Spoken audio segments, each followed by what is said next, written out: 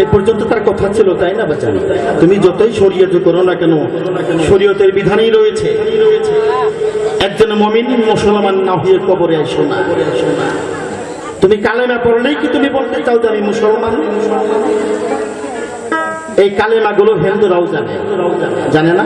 জানে না? আমি অনেক জায়গায় দেখেছি হিন্দু দাদারাও আমাদের কোরআন শরীফ পড়তে পারে, পারে না? নাই হিন্দুরাও কোরআন শরীফ পড়তে পারে, এ বলে কি তারা মুসলমান হয়েছে? তারা মুসলমান হইতে পারে নাই। যতক্ষণ পর্যন্ত একজন পূর্ণাঙ্গ মুসলমান না হবেন ততক্ষণ পর্যন্ত কবরে যেতে মানা আছে। দয়াল, যেদিন আপনি পরপারে যাত্রা করিবেন সেদিন আপনার বান্ধব কেউ হবে না। আমার গুরু যদি আপনার সেদিন কান্ডারি না হয় আপনার পারে যাওয়া হবে না।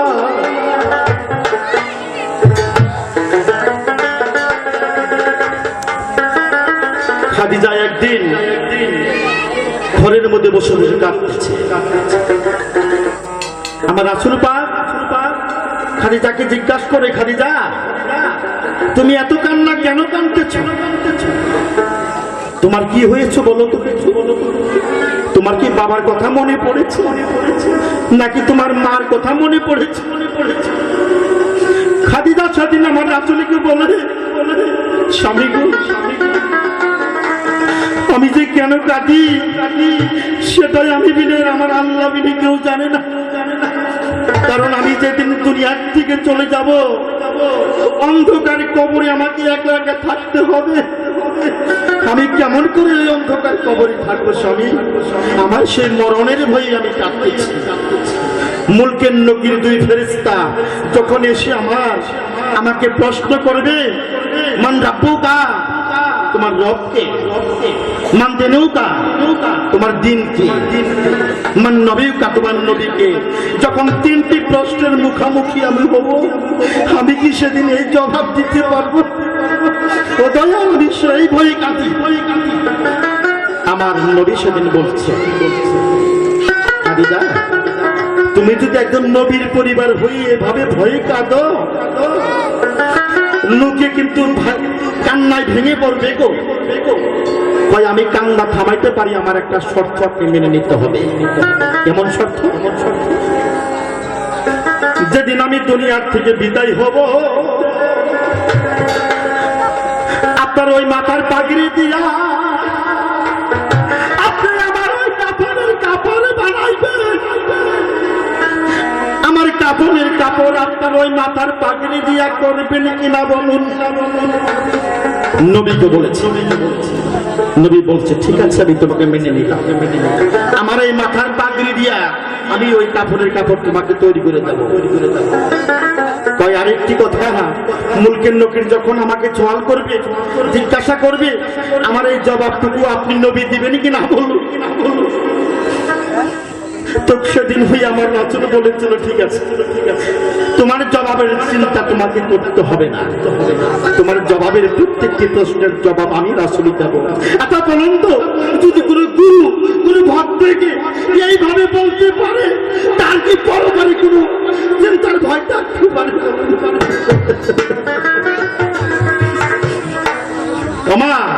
তোমাদেরও ঘরে গুরু আছে, তোমাদের স্বামীকে যদি তোমরা সন্তুষ্ট করতে পারো, কাল কিয়ামতের দিন তোমাদের স্বামী তোমাদের সাক্ষী হয়ে আল্লাহর কাছে ফরিয়াদ করবে, আমার পরিবারটা ভালো ছিল, আল্লাহ গো তুমি আমার রমণীকে তুমি জান্নাতবাসী করে দাও।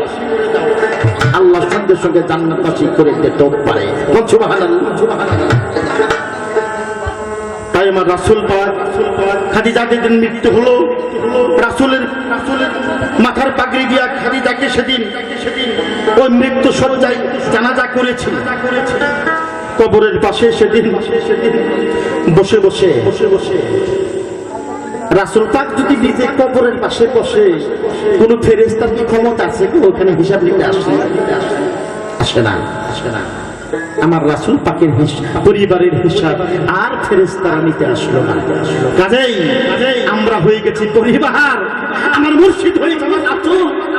আমার ওই রাসূল যদি আমার হিসাবটা নিজেই দিয়ে দেয়, আমার কোনো দরকার নাই। কাজে মুন্সি ভাই তোমরা বোঝো না। একদিন আমার দয়ার রাসূল মসজিদে নামাজ পড়তেছে। 7 বছরের বাচ্চা একটা দৌড়িয়া রাসূলের কাছে গেছে, যাই বলতেছে আসসালামু আলাইকুম ইয়া রাসূলুল্লাহ। আমার রাসূল পাক সালাম ফিরিয়ে দেখে একটা বাচ্চা ডাক দিয়ে বলতেছে বাবা তুমি কে?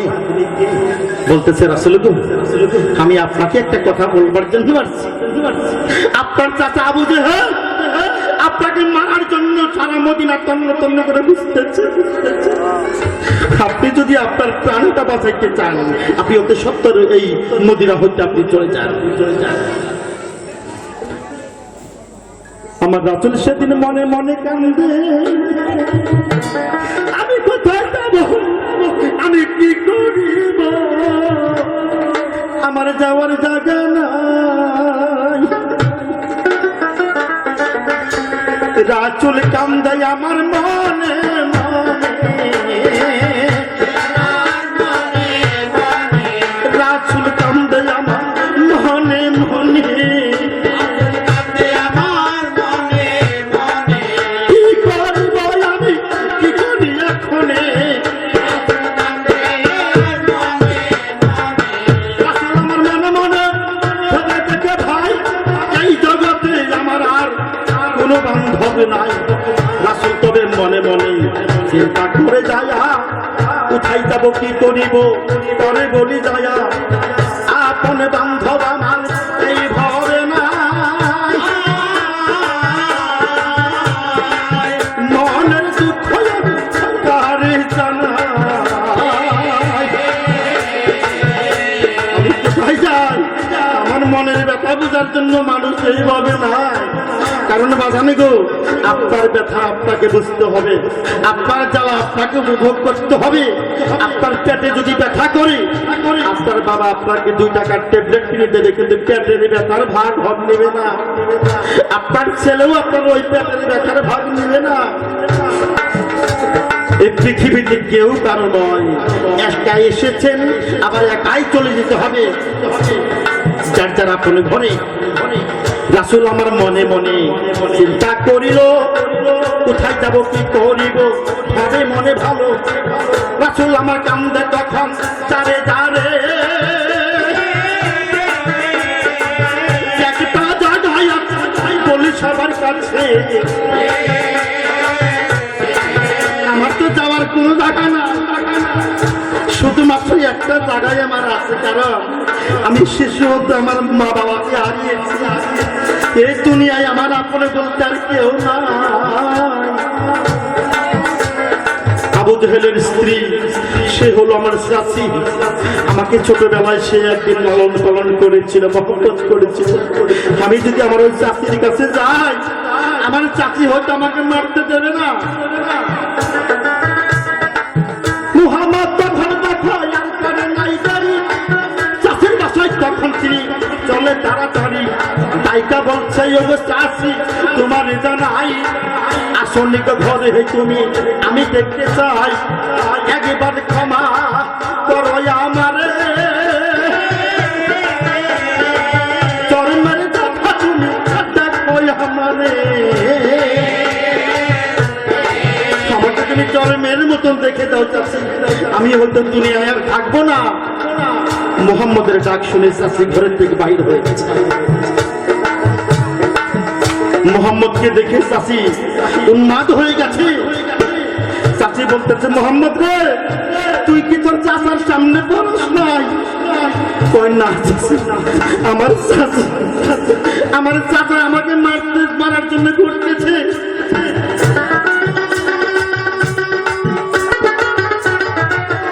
কিন্তু আমি আমার চাচার সম্মুখে ধরি নাই। ও চাচি, একটু বাঁচাইতে পারবে না তুমি? আমাকে দয়া করে একটু প্রাণী বাঁচাও। আমার চাচি সেদিন সুযোগ বুঝে মুহাম্মদের কাছে জিজ্ঞাসা করে, মুহাম্মদ তোমার চাচা তোমাকে না চিনলেও আমি তোমাকে ভালোভাবেই চিনি। তুমি হইলা পরপারের কান্ডারি, তোমাকে ছাড়াই ওই পরপারে যাওয়া হবে না। তুমি বলো আমার কাছে তুমি আমার শেষের দিন তোরাই দেখি না। সেদিন চাষি ওই মোহাম্মদকে যখন বলে, মোহাম্মদ তখন বলে, চাষি গো তুমি যদি আমাকে বাঁচাও, আমি যদি আজ দুনিয়ার থেকে চলে যাই, আমার পাপী উম্মত তাদেরকে তরানের মতন কেউ থাকবে না। কাজে তুমি আমাকে যদি বাঁচাও, আমি তোমাকে কথা দিলাম আমি জান্নাতে যাওয়ার আগে আগে চাষি তোমাকে আমি জান্নাতে প্রবেশ করাবো।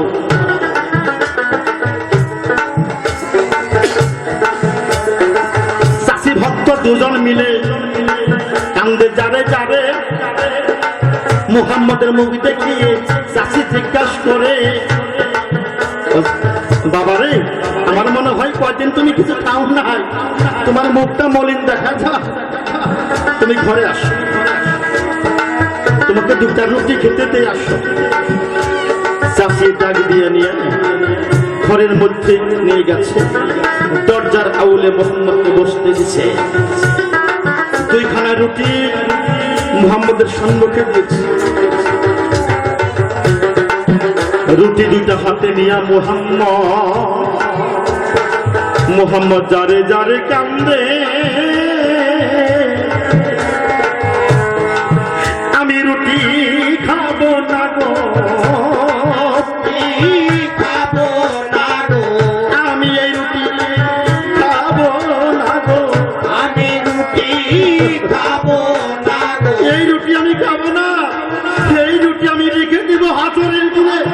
আমার কত পাপিষ্ঠ বান্দা থাকবে, তারা খিদার কারণে ছটফট ছটফট করবে, সেদিন তাদেরকে আমি এক টুকরো করে রুটি আমি ভাগিয়ে দেব। মুহাম্মদ রুটি খেলো না। এদিকে আবু জেহেল চাচা বাসায় এসে গেছে।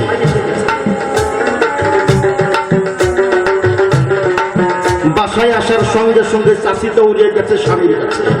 স্বামী আমি আপনার পায়ে পড়ি, আপনি মোহাম্মদকে মারবেন না, কারণ মোহাম্মদ সে বিশ্বনবী, সে আপনার নিজের ভাতিজা, আপনাকেও একদিন সেই মোহাম্মদ পার করবে গো। কারণ দুনিয়ায় বনের পশু নবীকে চিনেছে, আমরা মানুষের নবীকে চিনি নাই। আপনি দয়া করে মোহাম্মদকে আঘাত করবেন না। আবু জেহেল পরিবারকে লাথি মেরে বলেছিল, দূর হয়ে যা, ওর মাথা নেওয়ার জন্য আমি ইহুদিদের কাছ থেকে 1 লক্ষ টাকা নিচ্ছি। তাই সেদিন মোহাম্মদের ঘরে যখন আসলো, মোহাম্মদ ওই চাচার ভয়ে কাঁপতে কাঁপতে আমার মোহাম্মদ শুকিয়ে গেল। মোহাম্মদ পাগল হয়ে চাচার পাতে পড়ে গেল, চাচা তুমি আমার বাবার ভাই, আজকে যদি আমার বাবা বেঁচে থাকতো তুমি কি আমাকে মারতে পারতা? তুমি আমাকে মেরো না, কারণ তুমি যদি মারো আমাকে ধরার মতো কেউ নাই। কাজেই তোমার কাছে প্রার্থনা করি চাচা, তুমি আমাকে প্রাণে মেরো না, বলো তুমি কি চাও। আমার বাবা যদি আজকে থাকতো তাহলে তো তুমি আমাকে মারতে পারতো না, আমার মা যদি আমার পাশে থাকতো তবু তুমি আমাকে মারতে পারতো না। মোহাম্মদ কথা শুনে না, ঘাড়ের মধ্যে কুঠার ছিল। মোহাম্মদ এই কথা বলার সঙ্গে সঙ্গে পাপিষ্ঠ আবু জেহেল, অন্তরের মধ্যে যার কোনো মায়া নাই, মহব্বত নাই, দয়া নাই, পথের দিকে কুঠারি নিয়ে মোহাম্মদের মাথার মধ্যে মেরে দিল। মোহাম্মদ পাগল হইয়া মাটিতে গড়াগড়ি দিল, আর বাবা মা বলে চিৎকার করে কাঁদে। মোহাম্মদ তখন একটা গান গায় বাজান মনে মনে, আমার পরিবেশ হইয়া তো সেই মানুষটা পয়সা নাই, তার কাছে যাই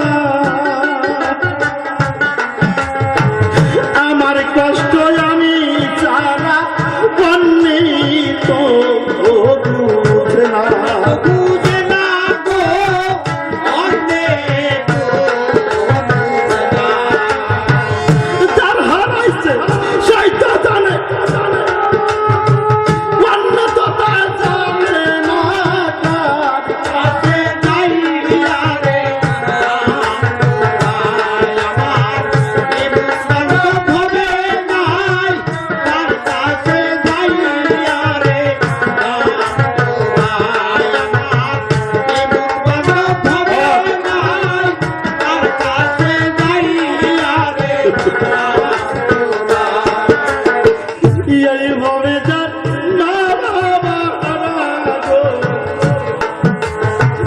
তারাই শুধু জানে,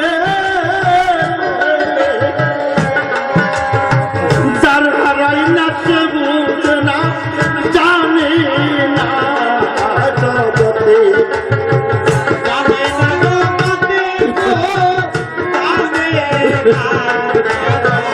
এইভাবে যার মা বাবা হারা গো, তারাই শুধু জানে, যার হারাই নাই সেই বুঝে না, জানে না জগতে।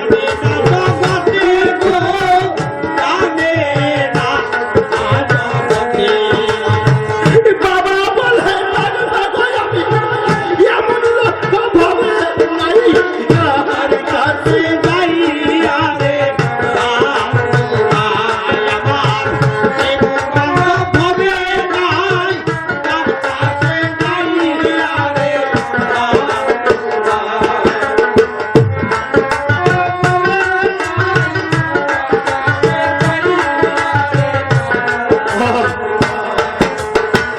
ভজনেরই যা যা হইল আমার মা বাবার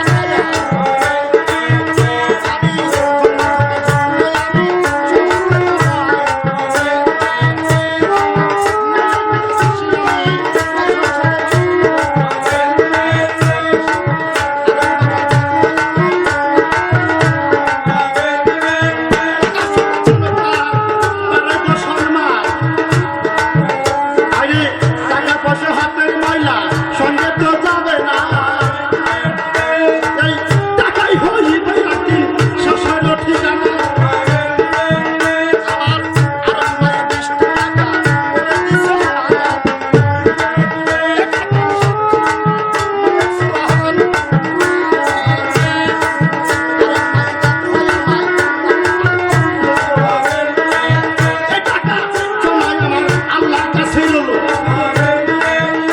আমার মা বাবার ভক্ত দেখি আছে কত সেরা।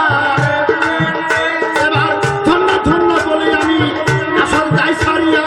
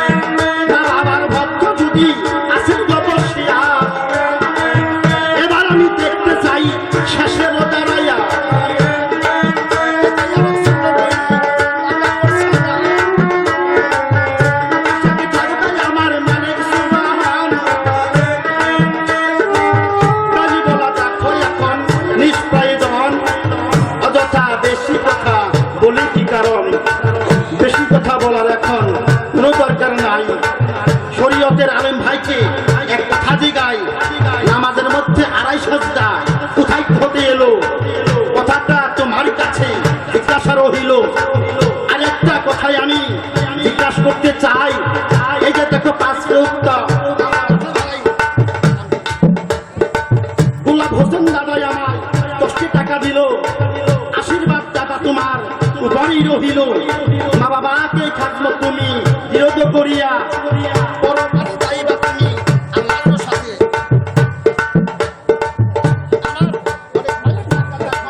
করে দিল দান, টাকা সাথী থাকবে আমার মালিক সুবহান। টাকা পয়সা দিছেন দাদা, ওই নাই আফসোস, ওই চরণের ভক্তি আমি দিয়েছি বেহুশ।